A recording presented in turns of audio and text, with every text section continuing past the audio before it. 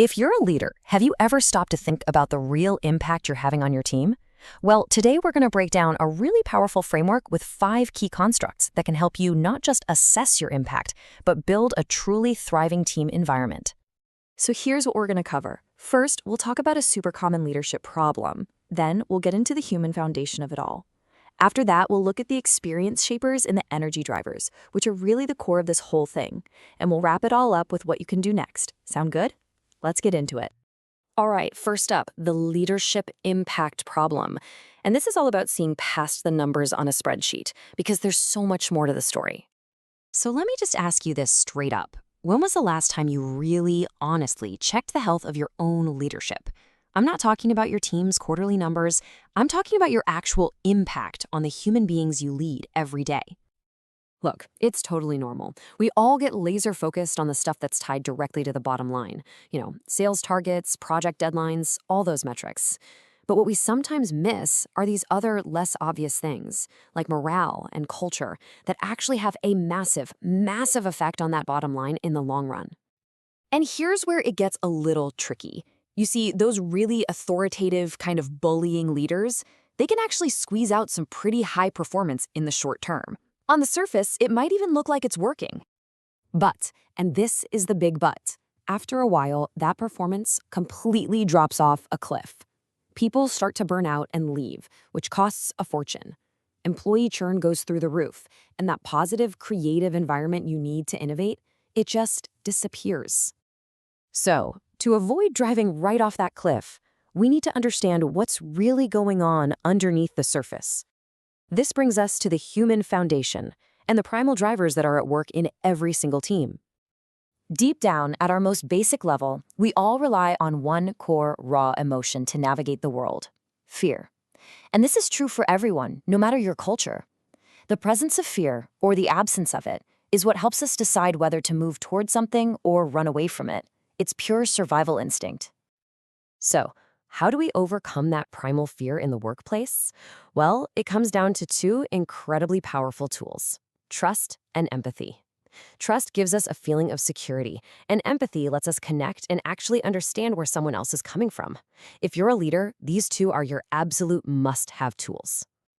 And that leads us perfectly into our third section, the experience shapers. We're talking about trust, empathy, and a third one, satisfaction. We group them together because these 3 things directly shape how every single person on your team actually experiences their job. Let's kick it off with trust. In a leadership context, trust is all about that feeling of security that you provide. Without it, you just can't have any valuable interaction. It's the absolute bedrock of what we call psychological safety. So how do you actually build it? Well, you have to be consistent and fair in your decisions. You have to help your team manage their emotions, not just pretend they don't exist. And maybe the biggest one of all, you have to create an environment where it's safe to be creative, and even to fail, because that's how we grow. Next up, empathy. Now, this is not some fuzzy, nice-to-have emotion. It is a trainable skill that can literally transform people. And the journey to becoming more empathetic starts by just genuinely trying to see things from someone else's perspective, by appreciating them and acknowledging them. And you practice this by really understanding the limitations your team members might be facing, by making a real effort to increase positive interactions, like giving praise and recognition, and by taking a little time to understand what's going on in their personal lives. Because let's face it, people bring their whole selves to work. The last of our experience shapers is satisfaction. You know that feeling, that little jolt of instant gratification you get when you nail a task? That's it. Its impact is huge in the moment, but it's also pretty short-lived. But, and this is key, lots of these little moments of satisfaction are what build up to our next 2 constructs.